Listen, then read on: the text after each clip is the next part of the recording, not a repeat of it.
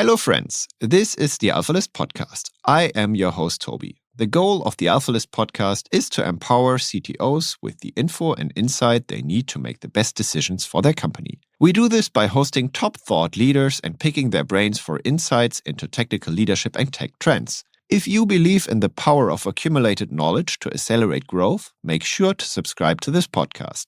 Plus, if you're an experienced CTO, you will love the discussion happening in our Slack space where over 600 CTOs are sharing insights, or visit one of our events. Just go to alphalist.com to apply.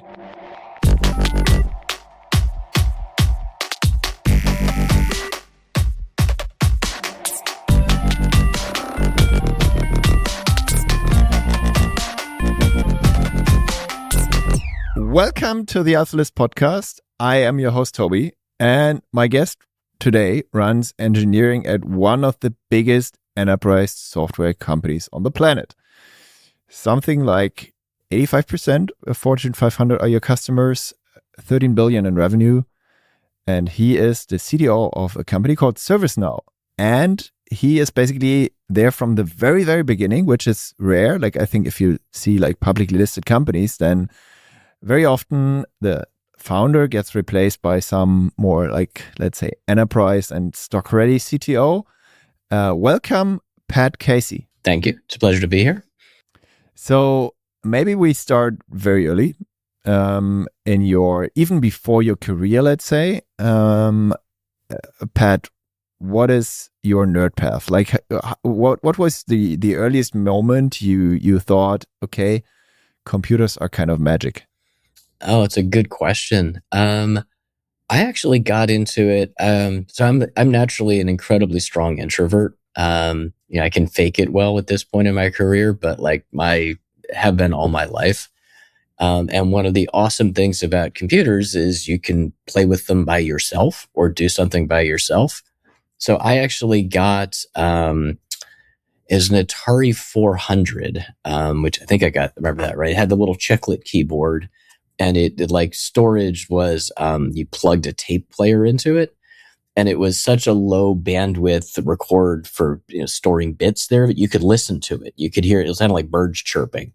It was because it's all analog, and it really couldn't do much. But it was a computer, and I taught myself. I think I had Atari Basic at the time, and it wasn't super useful, but it got me interested. And then I owned a PC Junior, and I used that almost exclusively to play computer games. I was a huge player of a very, very early computer game called Wizardry, which I'm going to date myself. The name continues, but the Proving Grounds of the Mad Overlord. That was me at age 12 or 13, banging away. But in terms of like how I felt like using it for something functional, I'm a relatively smart guy. But in school, I would get channeled into, the smart guy things, but I never liked, call it abstract math. I was engineer tracked. I wanted to be an engineer. I always felt to myself, like, why am I solving this massive Fourier transform? Like, why am I triple integrating this? I can just model it. So for me, that's actually, to me, it was easier to algorithmically model something and just solve it that way than it was to do the FFT or whatever. And that got me conceptually into it. But my first real job that someone paid me to do something with computers, I'm a failed graduate student, but during grad school, like I just wanted a job too.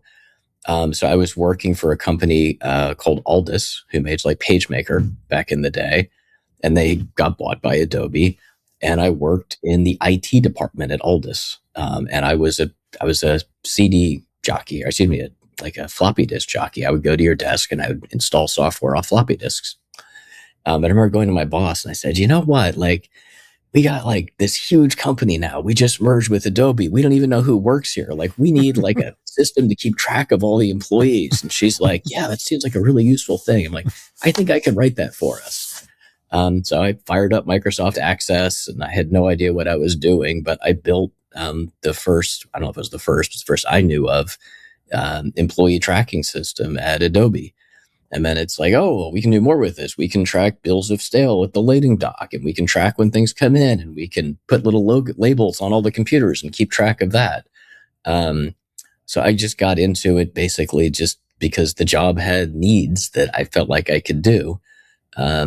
Probably not that dissimilar from a lot of, I guess you call it fairly bright, but young people. When you're young, you don't realize the current state. So you're just like, I can do this myself. I just built it, right? Yeah. And in some ways you're right. So in this case, I was right. So you basically introduced ITIL at Adobe in a very early stage. It wasn't called ITIL at the time. But inventory management and the tracking of stuff. Like we take that for granted now but it wasn't, in the middle 90s, like keeping track of stuff. You would lease computers from, your like Dell or somebody, and you'd lease 1,000. And then the lease would come up and you have to give them back and you'd be missing 200. It wasn't that unexpected. And then you paid the penalty clause. But that was just the state of the art in, frankly, some very high functioning companies at the time. It was an unsolved problem. And then you basically were with Service Cloud from the start with, was it your friend, the founder, Fred Luddy, or how did that? So I actually knew Fred in between my graduate school days and my ServiceNow days. I worked at another company called Peregrine Systems, and Fred was the CTO there. I lasted maybe 2 years and then I left, but Fred stayed a little bit longer. But he lived in the same town I lived in. So I remember I had a convertible at the time, and I was driving down the street. Somebody walked in front of me. I guess they were on a crosswalk, but anyway, I thought they were abrupt. So I honked at them and I flipped them off. And I'm like, wait a minute, that's Fred Luddy. I just flipped off Fred Luddy. So I'm like, Fred, Pat, we're stopping traffic and we're chatting. And he's like, I just started a company. You should come by and see what I'm doing. So it took like 30 days, but I eventually went by, and he had a little office. I think it was like upstairs from a restaurant, because like one of his buddies owned the restaurant. And I remember he showed me at the time, it was a super, super early version of ServiceNow. At the time it was called Glide. And I sort of didn't get it. Because at the time, like the state-of-the-art in enterprise software, there was this push toward, I'll call it sort of byte perfect, full fat configuration. Like you would have a tool with like a forms designer, and you could do anything with it. You could put the button on the ceiling if you really wanted to. And Fred's insight was, he had a couple, but one of them was that none of that mattered. What you want to do is make it really easy to do the common stuff. And the early version of Glide did make it really easy to do forms and lists and navigation, which is the common stuff in enterprise software. And the other key thing, of course, Fred had was it was internet deployable. It was all browser based, and it was a SaaS product back when SaaS was new. But I liked Fred, and I sort of was not like living my best life sitting at home. So I'm like, well, Fred, I'd be happy to work with you on this. I love the opportunity. And so I was the first person other than Fred to work on the code base. And that was, I think, early 2005. I'd have to double check my dates, but north of 20 years ago. So crazy. And now you're basically, as a super strong introvert, as you described yourself, leading a company with how many engineers? Like 10,000 or? Well, be careful. I mean, Bill McDermott leads the company. He's a CEO. Yeah. CTOs, they're different roles. But actually up until about a month ago, I ran all of engineering. So which is about 10,000 human beings, about 7,000 of whom wrote code or plausibly wrote code. So if I looked at like how many licenses of like Windsurf did I buy, I bought about 7,000. And it's obviously it's very different. And I won't speak for all introverts all over the world, but I'll speak for myself. You put me in a crowd of peers in some weird environment I don't know, like I feel very uncomfortable. It doesn't make sense. I don't know these people. I don't know where I am. It just feels alien. Give me a role in that context, and I feel totally at home. I can be the photographer at the wedding. I can be working the sidelines at an NFL game. In the work context, like when you're the CTO, you have a role everywhere you are. So oddly enough, I think for my personality, it's a lot psychologically easier to be a CTO than it is to be one of the people just rank and file, for lack of a better word. Just because in any environment I'm at, I'm there as the CTO. If I'm meeting customers, I'm there to talk to the customers. If I'm meeting employees, and talk to the employees, hopefully keep morale up, listen to their concerns. You got to roll. And for me, that's super important. And I guess that role also changed like 10 to 15 times dramatically throughout your time at ServiceNow. Is that like roughly? Yeah. I mean, yes and no. So I think at a high level, yeah. When the company is really small, there are two job titles. There's engineer and there's Fred Luddy. I mean, those are the two job titles. And I was not Fred Luddy. And you can kind of make it work. About 20 engineers, we started having to like divide the code base up a little bit. It's like, all right, we can't all work on everything because like the commits collide all the time and we're breaking each other's code. And so that was a bit of a change in role from I'm doing everything to, okay, I got to have a little bit of a plan. Like I'm working on a database right now. Before that, we actually had an incredibly sophisticated system. There was a stuffed fish someone had gotten at the carnival. And if you were working on some of the guts of the code base, you put the fish on your monitor and people know like Jay's working on that. So like he's got the fish. And it worked. We at some point, I think we thought we were going to get different totem animals for different parts of the code base, but we didn't. We just divided. How often was that fish on your monitor? Pretty frequently. I was, I don't know, like I can write UI, but like it's not my passion. So I tended to work more on the back end code, and then the database layer, processing. Like I was the guy who would figure out the profiler, and like I rewrote we have our own date parser. The JVM has a very good, very robust date parser, but dates in our system have like only 3 possible formats, and the JVM's date parser threw off a lot of garbage, which mattered to us. So like I wrote in Java, but I wrote our own date parser, which produced less Java. Like I was that low level guy.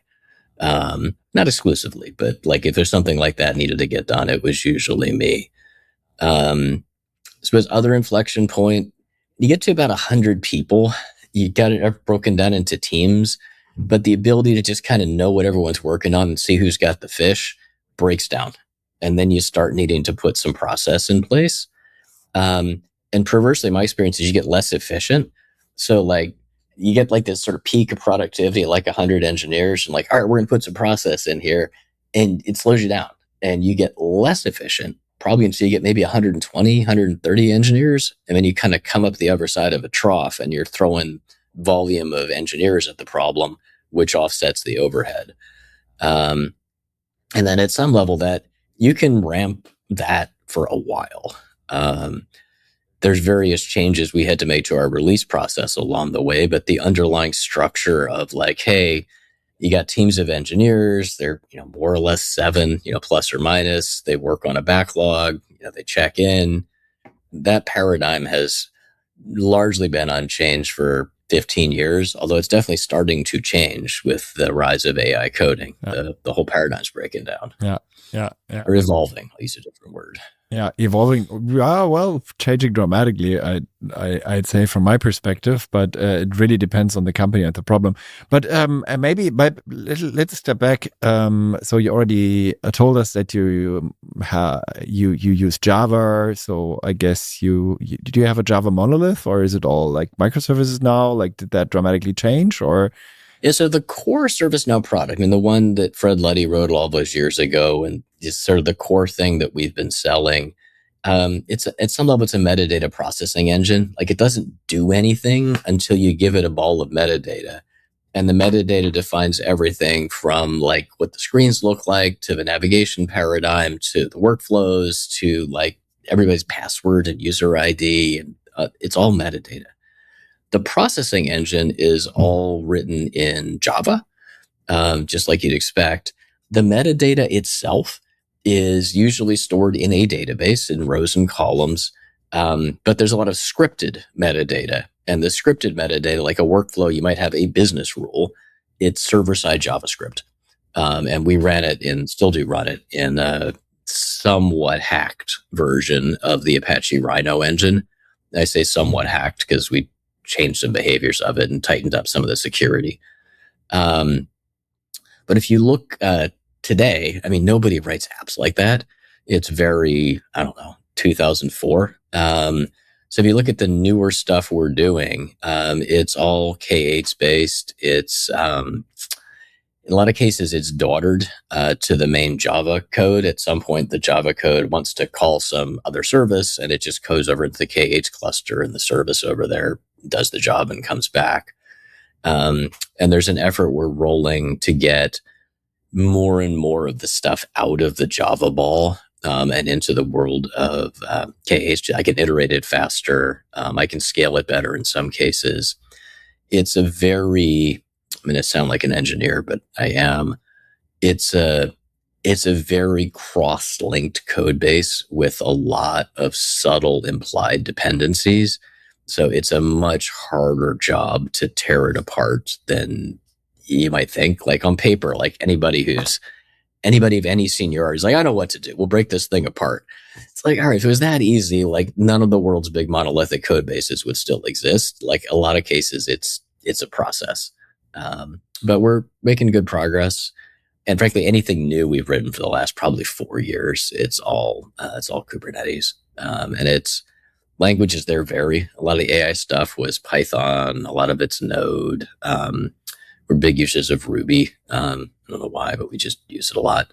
As far as I know, we don't have any Rust lurking anywhere, even though it's the cool language right now. But not yet. Let's see, right?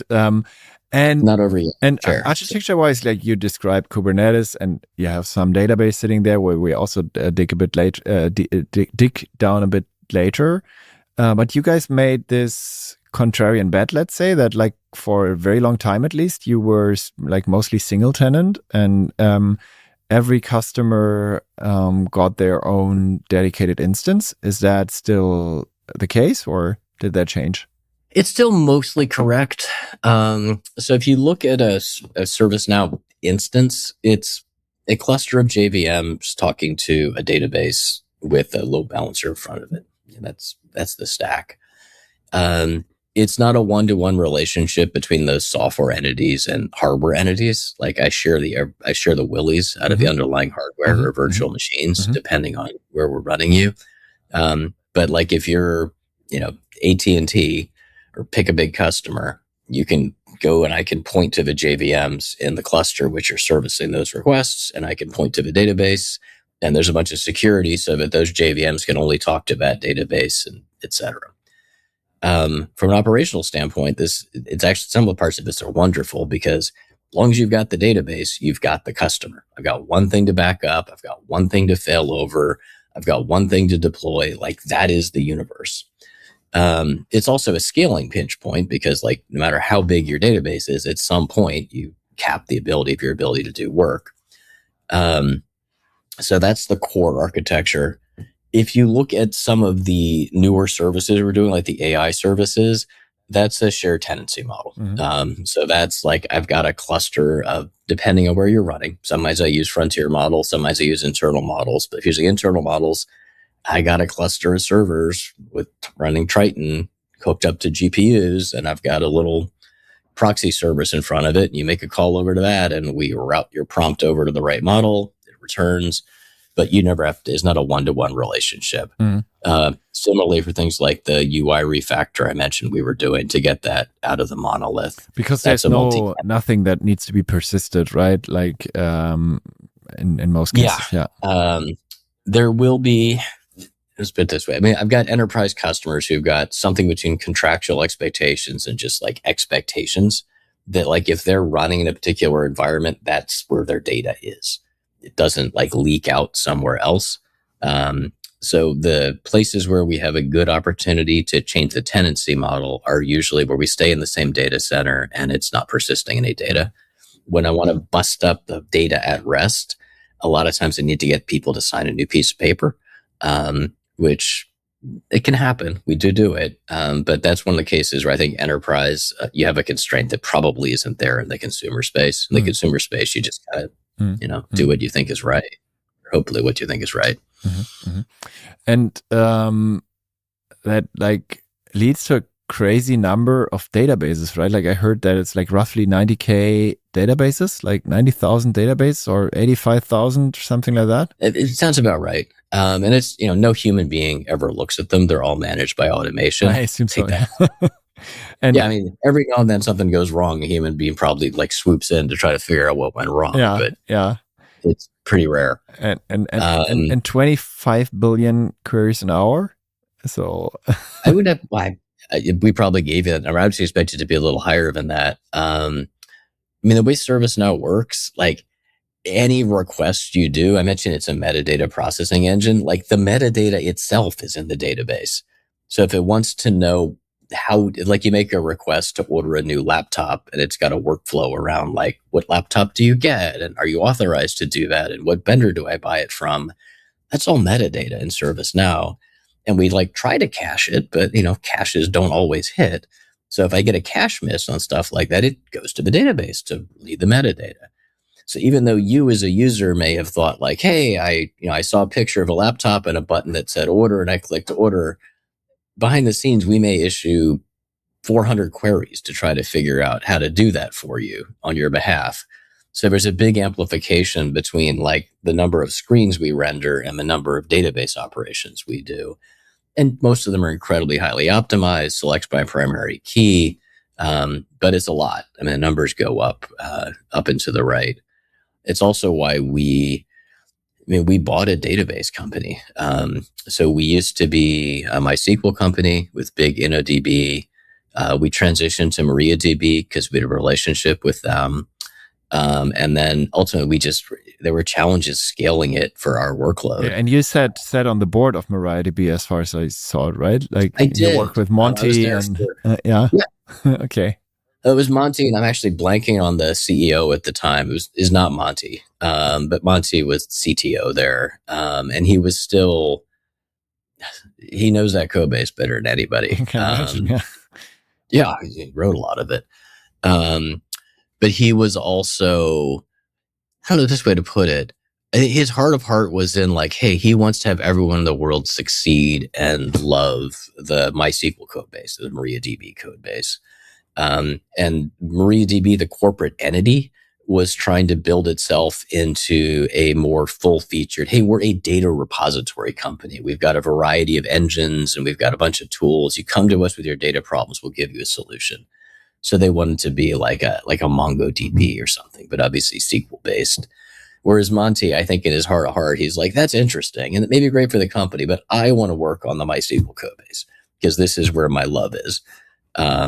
And I think these days, what he's working on there, it's more supporting the traditional MySQL InnoDB code base there. And I think I talked to him maybe 9 months ago. He seems actually pretty happy with the role he's in right now. Okay, cool. And then you built your own system, or you acquired a company that was like the inception of RaptorDB, which is your database. Yeah, so we bought a company called Swarm64. It was actually a German company. And what they had built was a column store on top of Postgres. But the problem they had solved, which I thought was a hard problem, was that their column store was always in sync with the underlying B-tree-based database. And so they would transparently in the query optimizer be like, oh, that query can be efficiently handled via the columnar indexes. I'm just going to delegate there. Whereas this other query, columnar can't solve it. We're going to go to the regular B-tree indexes. But it was all transparent, like it's just below the SQL layer.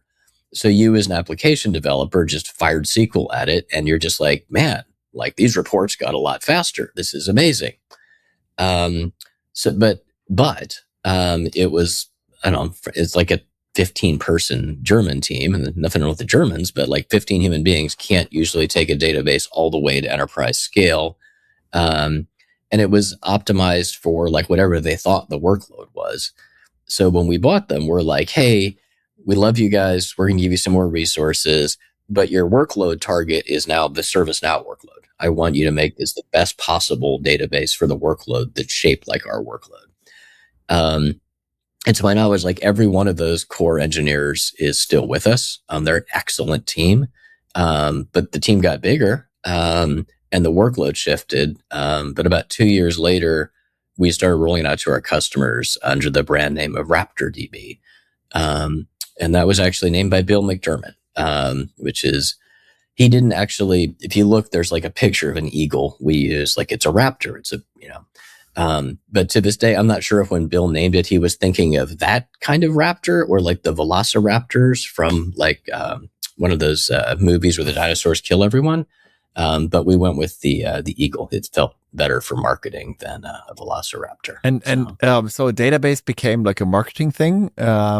Was that because your system was too slow, or and is it ultimately then something that you upsell to customers, or like how does it work? Like, so there's two flavors of Raptor. There's Raptor Standard and Raptor Pro. Yeah. They're both quite a bit faster than MariaDB was, largely because they use modern high core count computers better.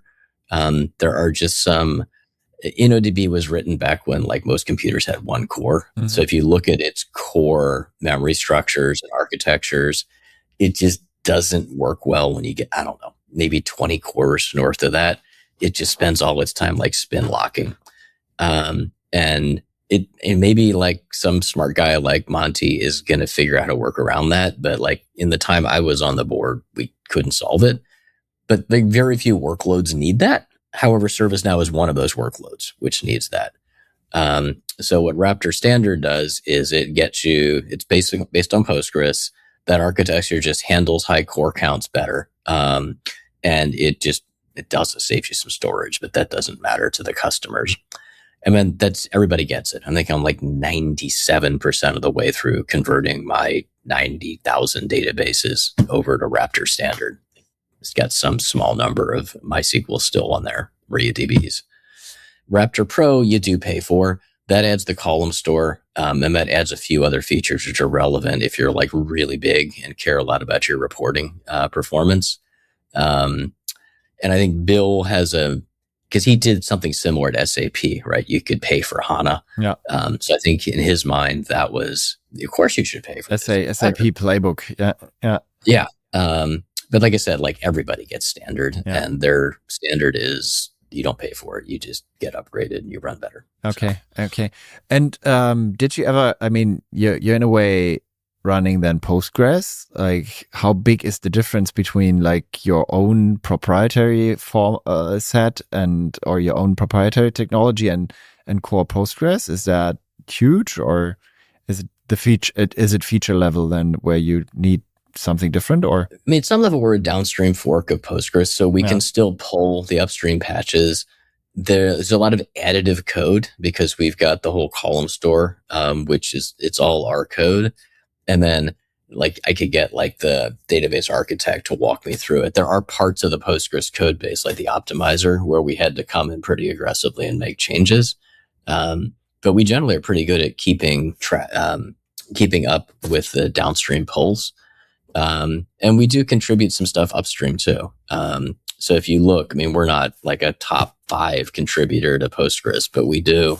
And the other place actually where you might surprise you, we're decent sized contributors to OpenJDK, because we run OpenJDK internally and we optimize it and fix it and tweak it. And, I've got a team of very smart engineers who worry about stuff like, the use of PermGen or shared space or all that fun stuff. So, okay. Yeah, cool. And did you ever think about like also releasing that, like your fork basically as open source, or releasing? The Raptor add-on basically? I actually don't know. Like it's been tossed around internally. I don't know anyone got too serious about it. But like I don't have like we're pushing some of the code upstream, so it's not like we're hiding the code. The stuff that we might be concerned about open source, frankly, is the column store, because we do feel like that's our IP. But like the OpenJDK stuff is literally OpenJDK. So like we push everything upstream, and usually these days the committers take our stuff, but every now and then we'll get the usual open source, like, hey, it's a good patch. No, it's not. It's just the way the world works. Can imagine. Then slowly coming to the AI topic, which I think keeps us busy and productive and hyped these days, right? Like everyone has a different opinion, and that's like kind of always interesting to hear, to sync up on those. So I think in an interview that I saw in 2024, you basically made a big investment into Windsurf licenses for all your engineers. And you said that this brought you like 10 to 20% productivity. Back in the days, not absolutely game changing from where you were before Copilot. How did that evolve from there? Like how hyped are you yourself? Like, do you run any Claude on your own computer right now, or like how does it look like for you yourself, and how did that evolve? So I feel like we're on the sort of a third generation of coding tools. First generation was, I call it like the early GitHub Copilot. It's like // give me a function that tells me number is prime, and it'll spit out a function for you. And I think they were a little labor saving, but it was like just a better version of like auto commit or autocomplete. Second generation, we like big investors in Windsurf. I don't mean that like we did not buy any stock, but like we bought a lot of their product. I bought about 7,000 licenses. We trained 7,000 engineers on how to use it. And we could demonstrate we got about 15% of a productivity bump out of that, just measured as stories per engineer per sprint. It varied a little by sprint, but round numbers 15. And that's consistent, frankly, with what I see when I talk to other at-scale companies. So they're big tech companies, big consumer products companies who've got a lot of engineers. What you see, though, is it's not that everybody got 15% faster. You got a lot of people who, frankly, didn't change very much. And then you've got a small subset of people who really just it clicked with them. And their code productivity goes up, 5x or 6x. And there's also another tool we added to the toolbox. About 9 months ago, we also added Claude Code to people's toolbox and said, hey, look, like if Windsurf makes sense, use Windsurf, got Claude Code. And what we see is for the people who are still doing sort of, I'll call it code-centric IDE-based development, like where you're looking at the code and you're thinking in the code, it's going to be Windsurf 90% of the time. But if you shift to sort of that new, I hate to use the word vibe coding because it's so overused, but I'll call it output-centric model where you're prompting and then looking at the output and then prompting again. That is usually done right now with Claude Code inside of ServiceNow. Although we're actually looking at other options just because I like Anthropic. It's a good tool, but like we should look at other stuff too. And it's usually CLI based. And there's a super strong Pareto chart on engineers in that some of them seem to click with the AI coding paradigm. And you get this, some people see 10x. I haven't necessarily seen 10x, but you can see 5x lines of code written. Maybe someone is at 10. I haven't pulled the data, but they click and they're just off to the races. And a lot of people just don't click. And there's a point of view in the industry which says like it's just resistance. Like everybody could click if they just got past their fear of changing paradigms.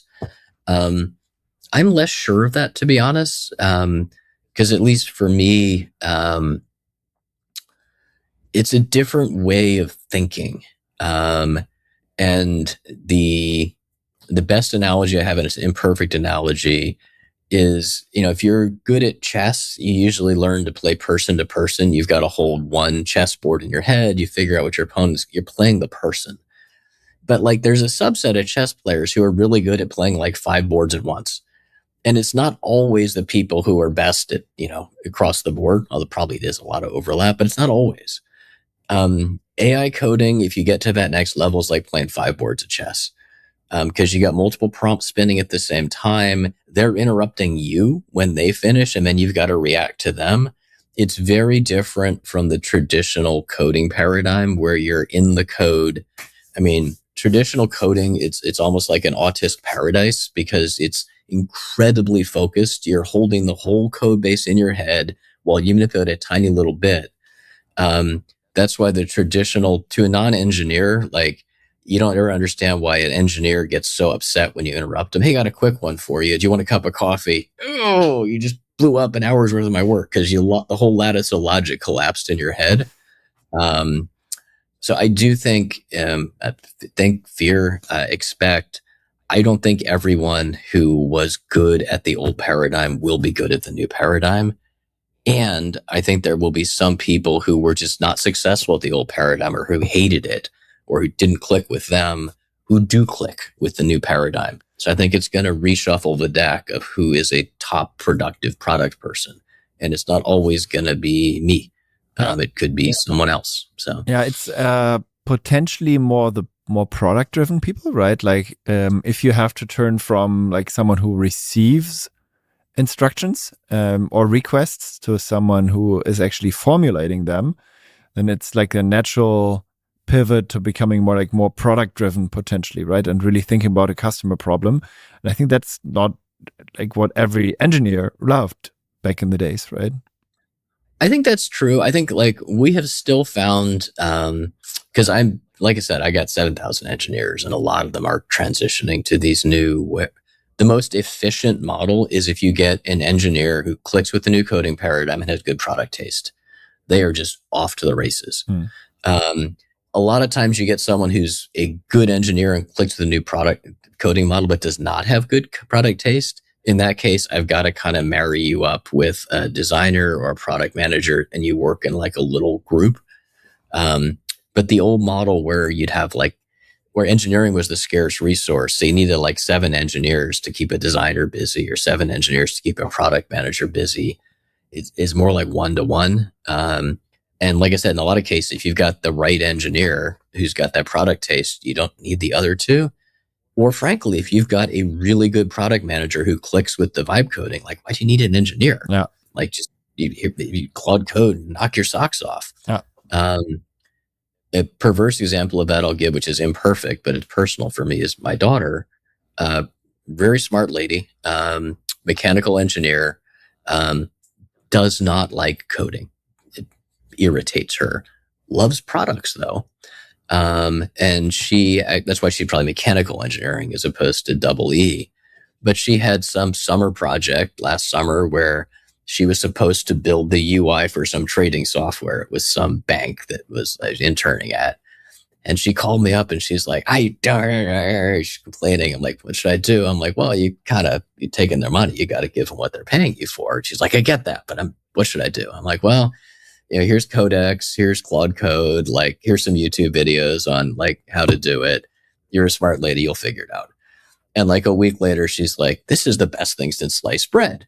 All I do is I tell it what I want and it builds it. And it took the annoying part of the process away from her, but left her with the part that was validating for her. She always liked building products. So I do think I think we're shifting as to who's going to be successful, and it's not always going to be the same cast of characters we had 5 years ago.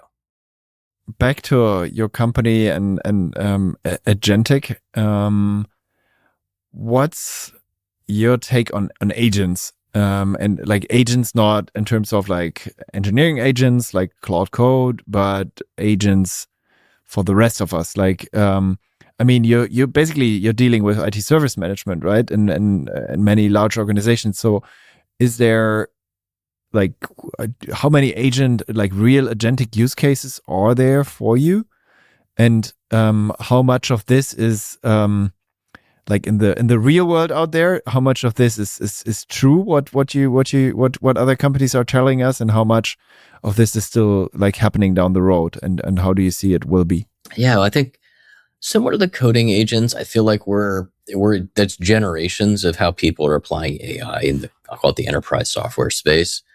In the first generation, I want to say it's uninspiring, but it's a little uninspiring. Like, I'm going to summarize an email for you, or like you're working a case and Bob just handed it off to you. Like, I will quickly summarize all the work Bob did, so you don't have to scan through the case history. It save you 5 minutes there, 10 minutes there. It's real. It's real savings. It'll make you more productive, but it's not going to change your life. And then you saw maybe 18 months ago, there was a push towards like agentic frameworks. And it was a little field of dreamy in my experience, because we would go to the customer like, hey, we've got this great agentic framework. It's got an identity. You give it some tools, you give it a goal, it'll try to apply its given this identity and its goal and these tools, it'll try and work a problem for you. But the customers are always like, well, what specific problem will it solve for me? And we're like, well, let's sit down together. Let's have a cup of coffee. Let's brainstorm on this. And you sort of get into, like, by default, you're almost in an FDE model. Not almost, you are in an FDE model where every customer is bespoke. And the thing you're selling, for lack of a better word, is the ability to write agentic workflows. Which is, again, valuable. It helps people, customers go live with production, get value out of it. Where we're, at least in terms of the last generation, or third generation, is I don't want to sell you a toolkit anymore. I don't think you want to buy one. I want to sell you an outcome. So the current ServiceNow paradigm, and it's more of an IT case management, but I will go to a customer and I'll say, hey, Acme Incorporated, you did 2 million cases last year. I think I can have automation do 10% of those. And it'll follow the same rules. It'll use the exact same tools. It's an anthropomorphic paradigm. You literally go to the user table, create a user called AI Pat. And if you want AI Pat to work a case, you assign it to AI Pat. And it follows everything you've already done. And there is last mile work on that paradigm. It's nowhere, no one has solved it where you literally just go in and flip a switch and 10% automation or 15% automation works. But it's way easier than going in with an agentic toolkit and trying to do that same thing, because we've done all the plumbing. There's a bunch of tools already there. It knows how to look into your knowledge. And that's sort of where we think the puck is at on enterprise software. It's like, hey, I want to take a whole task, which is burning a human being, and I'll make the whole task. And I want to follow the same rules that humans follow when they do it. Because frankly, you should not trust an LLM more than you trust a human being.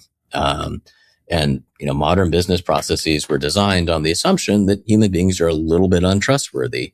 Just follow the same rules that humans do, like have an approver, like have a manager who looks over the work, have a spending limit on an agent which is supposed to spend money. So if you do all those things, I do feel like that's a much, much faster path to value for customers. And that's also, it's sort of where the puck is going more generally. It's out of a toolkit era and into the sort of outcome era. Like, we want to just solve problems for our customers. Understood. And to what degree is that rolled out? I guess you come from a SaaS, like traditional SaaS model, right? Where you basically charge per seat, or? Oh, so specifically for that one, we do charge per seat. We're a hybrid pricing model. You charge for seats. But if you roll out the AI stuff, most of the AI stuff we charge per consumption. Yeah. So from my point of view, like, let's say I've sold you 1,000 seats in your working cases, and you roll out the AI and you're like, this is awesome. I only need 900 people to do that. I'm going to have the extra people, I don't know, do something else for me. The consumption side for the AI should at least offset the seats that you're not buying. Like, that's the way the pricing model is constructed. And from your point of view, you should get better value out of it as well. But that's sort of the calculus. Well, I'd say that there's two schools of thought in the enterprise software space. There's one school of thought which says, I'm going to dig in and try to defend my traditional seat-based licensing model by hook or by crook. Make it really hard to orchestrate my stuff. Some people are there. That's not where we're at. We sort of feel like this is an automation revolution. Like, the whole point of AI is to automate work, and we're a work automation platform. So whether it gets automated with human mediated or not human mediated, we want to make it easy for our customers, which is why you've got the hybrid pricing. When people are involved, I got per seats. When AI is involved, it's consumption. And that balance is going to be up to every customer. Like, it's going to be customer specific, and they're going to determine for themselves what the right model is for them. So do you, that make sense? Yeah, absolutely makes sense. And just reflecting about it, in a few years from now, maybe a to-do list tool that we have that I will have on my Mac will kind of contain like a Kanban board where I can assign stuff to either my wife privately or an agent, right? And then an agent will review it. Or how do you see the future there? I think your marriage must be different from mine. I think my experience is my wife can assign stuff for me, but that's right. I do think that's that's sort of where the puck is going. I think the consumer space, there is some attempts to bring this anthropomorphic model in pretty strongly. I think the consumer space is sort of also dominated right now by, I'll call them interactive paradigms. It's like, I'm gonna chat with you, which makes sense. Like that's the obvious way to interact with AI. The enterprise space, there are a lot of non-interactive workflows, or the interaction's super limited. Like, hey, I'm working in a car factory and we're low on steel. I need new steel. There's a huge purchasing system which creaks into life behind the scenes, and it finds the right vendor and the right steel and the delivery time and works with the railroad to get it in there. You're just that person at the factory saying, I'm running low on steel. That purchasing system on the back end, it's not chat based. It might have some chats in there. That's the sort of orchestration stuff that like enterprises are like, maybe I can orchestrate that whole process. I can have an AI purchasing agent and it'll buy from the best vendor and some human being will approve it. And then it'll just show up. So that's a place where I think the fulfillment side is a more relevant piece in enterprise, whereas the consumer side is more focused on the initiation and the feedback loop. Like, I asked for a new car. When's my car going to show up? Can I track it through maybe it's interesting to me to track it through the production chain and see where it is along the way. Then back to your business model, that was about your business model, but what do you think about like valuations then changing and the market being like quite scared off by companies like Anthropic? I think like this year, like I think you lost like 40% of your value roughly, and I think like you're long in the game, right? You must like have had similar moments in your career already. And then I don't know, on February 3rd, Anthropic ships a $20 Claude plugin, and Salesforce and you both dropped by 7% in a single day. Is that just nonsense, or are you like how I don't know, afraid is the wrong word, but how do you see that? How do you see that evolving also when you look at the real value that comes back from that? And also you described the value, right? You have like agents that really physically do things. How does that relate to your model? And how do you see the future of SaaS? Also, me being like super deep in SaaS, like how does our future look like? Yeah. Well, I think in addition to my other good deeds, I'm obviously a pretty major shareholder in ServiceNow. So personally, I when the stock goes up and to the right, and so you personally feel it when it goes down. But I mean, the underlying market, I'll be honest, the market doesn't know what to make of it right now. There's a hypothesis, and you articulated it pretty well, which says, hey, the fundamental seat-based SaaS model, it's being rendered obsolete by AI. There's a strong version hypothesis which says the underlying data repository and the workflows, it's all irrelevant. You're just going to vibe code SAP in a weekend and it'll track your GL and your purchase orders and do all that fun stuff.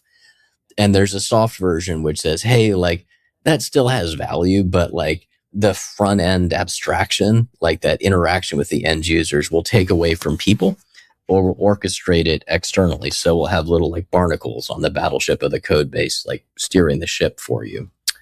I think they're both extremely overblown. And I also think that the piece people miss is if you accept the premise, and I actually do, and we're just talking about it, that the future of enterprise software is less and less human mediated and more technology mediated. It's more and more about automation doing the jobs. Who do you think has the best inside pole position track to provide that automation? It's the people who currently own the systems. That's the people like the ServiceNows. It's the Workdays. It's the SAPs. Will we all succeed? No. I guarantee you some of us will turf it. But from my point of view, like if you look at things like our anthropomorphic, our autonomous worker paradigm, we can do that because we are the system that orchestrates the workers. That is very hard, or in some cases impossible for a third party to do. And so that is the fundamental advantage that the current owners of these systems have, that I feel like the market is somewhere between undervaluing and misunderstanding. But what I always, I told this to a couple people at our financial analyst day, and it's not secret. Everything at financial analyst day is public. But it's like, hey, I can say this to you and you can nod along or you can nod, but say you agree with me. Yeah, it makes perfect sense. Like the proof point is when it shows up in our numbers. And fundamentally, like that's the currency of trust when you're going through one of these paradigm shifts, is like, it's nice to be able to have a coherent narrative and to believe something, but to want to convince a third party, you've got to have the revenue. You've got to have the customers. And at least for ServiceNow, I mean, I would point to our numbers. This is the thing that frustrates Bill. We've been having great quarters. See what the next one looks like, but we published them all. And so I think if you look at our investor relations people or Bill, they're like, man, it's overblown. But like the way to get out of that bucket is partly by talking like this, but it's also partly going to come down to, we can have a couple of blowout corners and point to them and be like, hey, you should pay more attention to us now. So that's one of our goals. We want to have awesome technology, but we got to bring it to customers too. So, like an uber positive view could basically say that AI is a huge chance for you because you own the system of record to basically offer service as an add-on to many, many customers really used to your software and your orchestration already, right? Like it is in a way like a massive upsell that where like I would say like it's maybe worth more than the database that you've built, right? Is the immediate way to offer this as a service to so many customers. I think that's absolutely right. I think the at a high enough level of abstraction, I mean, we're a workflow automation company. Yeah. We help you automate work. And traditionally, we did that with the assumption being we would make it more efficient for human beings to work a process through an enterprise. We would track things for them. We do the handoffs. We do the assignments. AI gives us a new tool. We are able to automate some stuff we couldn't beforehand, or we can automate stuff like much more efficiently. And that means that we can give our customers, like we are even more valuable to our customers. And that does, I think, give us the sort of the inside track on this. And there's a soft piece too, which is subtle. We know this space, like we understand enterprise workflows, and we just fundamentally know what purchasing workflow works like, or an IT workflow, or a customer service workflow, which I think does give us some domain expertise, which is not always present in some others. Okay. Then let's pivot a bit back to like nerdier stuff, even though like everything is AI these days, right? Like if you think about the core value of software, and maybe some things like pivoting more towards like services that you offer in addition, and like the software development lifecycle is also fundamentally changing. And how do you see this? Like, I mean, we basically move from the bottleneck on the engineers to like a bottleneck on product to like potentially even a bottleneck on your customers, right? Like, I mean, product life cycles or product work is a lot like also validation work with the customers and product discovery, right? Like, hey, client XYZ, I want to show you something. I made this great tool. And I myself, I observe on my own behavior that I'm slightly tired by new software hitting me every day. Like there's so much new software popping like out of the blue right now. How do you see that changing? Like, is there a natural slowdown or a natural bottleneck in this process, which now like moved from engineering to not only product, which many people say, but the customer? And are we slowed down by the pace of our customers? So is that maybe like a natural break for the whole market? It's a really good question, and I'll actually throw a third one we didn't mention, but it's real too, at least in the enterprise space. Like, I can iterate super fast, and the customers have got their own rate of willingness to change. Yeah. In the middle, you've got like the go-to-market and the field and the services organization who are talking to the customers interface. They got to get the maximum rate at which I can push change through there as well. My instinct is that, over time, we will slow down, because you saw this in early SaaS as well. Early days of ServiceNow, I literally did nightly pushes to the customer base. And then we went to weekly, and then we went to monthly, and then we went to seasonal. And that's a combination of two things. It's like, one, the customers are like, hey, I've got more and more mission critical workloads on you. I can't afford to have it just change behaviors. Even if 9 out of 10 times it got better, the 1 out of 10 times that I, as a customer, thought it was worse, that's a problem. And the second thing is the products just got a better fit. There was less of a need to chase the feature set and the design. So those two things kind of converge at some point, and you get a slowing down of the iteration rate. What we in ServiceNow are trying to do is, I want to be able to iterate the underlying engines as rapidly as I possibly can. Because I feel like, hey, look, if you're assigning cases to AI Pat and he's supposed to work them, and right now he can do 12% of the cases, if he just does 15% of the cases, that's just better. You don't have to change anything. That just makes you happy. If AI Pat's behavior changes, though, like periodically he's gonna, I don't know, start asking AI Mary to assist, and the cases flow back and forth, and that changes your process. I feel like you need to have some amount of control as to when AI Mary joins your team. So when it's a service improvement without changing the flow, that is a case where I think the modern paradigm is just, you want to go as fast as you possibly can. When we're forcing change on the users in the enterprise space, like, everybody's a little afraid of being like Snapchat, and you roll out the new UI and everyone's like, I don't like it. So in the enterprise space, there's more of customers need to have control of functionality changes that impact their end users. But even with that control in place, I used to release code twice a year.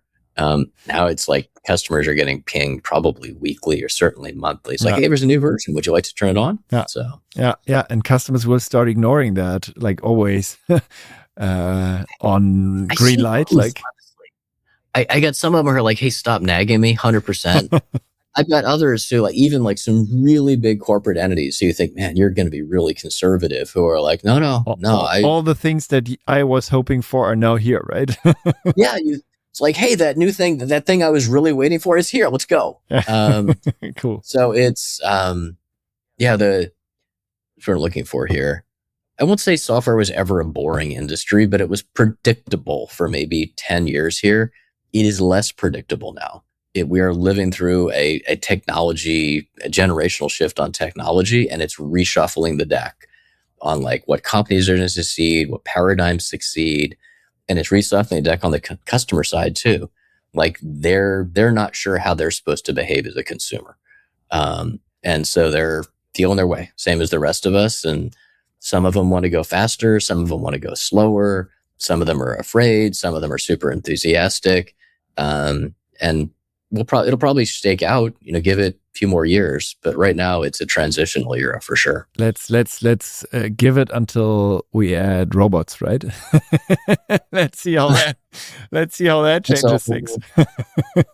That's a whole other space. Like, there are 100% people, as you know this, who are doing physical AI. It's applying slightly different LLMs to physical world tasks. Yeah. That's going to be crazy. So I only have 2 questions left for you, as time is short. One, and that's like beginning of the outro. So for the CTOs listening, most of them are running like slightly smaller shops than yours. What would you tell them about wiring agents into their real systems this year? Like, what to do and what to stop wasting time on? Yeah. So I guess I give 2 different pieces of advice. One, there's an aphorism. I think that like everyone is conservative about the thing they know best. And like the thing I know best is engineering. Like if you're a CTO, the thing you probably know best is also engineering. This is really not a time to be overly conservative. The new tools are out there. They will absolutely help your team be more productive. You can get more product out to your customers faster by leaning into it. And the flip side of that is, unless you're an incredibly rare nook of the software industry, the best way you can make your customers more productive, give them more value, is in making your product smarter. And there's a whole raft of things that you can do now that you couldn't do 3 years ago. So like if you're not using AI to make your own internal teams more productive, you're behind the curve. And my advice would be like, it's not too late. Just like now's the time, like lean in, catch up, talk to your peers, because some people are there, some people aren't. And the second thing is, if you're not applying that AI to the products you sell and doing so in an intelligent way, you're going to get lapped by some other company that is doing so. So that AI imperative is 100% real. It's on the internal and the customer facing side of it. And I guarantee some of us will turf it. We'll like put some bad AI in our product, which is annoying or terrible. But the flip side of that is like not making that investment is just turfing it in a different way. Because, 2 years from now, somebody else will have figured it out. So this is not a time for excessive caution. It's not a time to completely go bonkers and do crazy stuff, but this is a time really to lean into the new technology. The FOMO is real, yeah. So thanks a lot, Pat. I still have a little surprise for you. So someone on your team told me about a hidden Easter egg in the Now platform, your workflow engine. If you open an incident that doesn't exist and hit, say, 3 times, then there's a little like feature that makes you scroll back in the timeline, and you can stop it in the year you want to stop in, and assign a name, which we now assign your name, and we travel back to the Fred Luddy days, and like you said, like 2005, right, roughly, before ServiceNow was really ServiceNow. And you get to watch your younger self now for a bit, like coding, like building your own like date functions in Java, right? Like the good old days. And you now have the chance to whisper something into young Pat's ears. What would it be?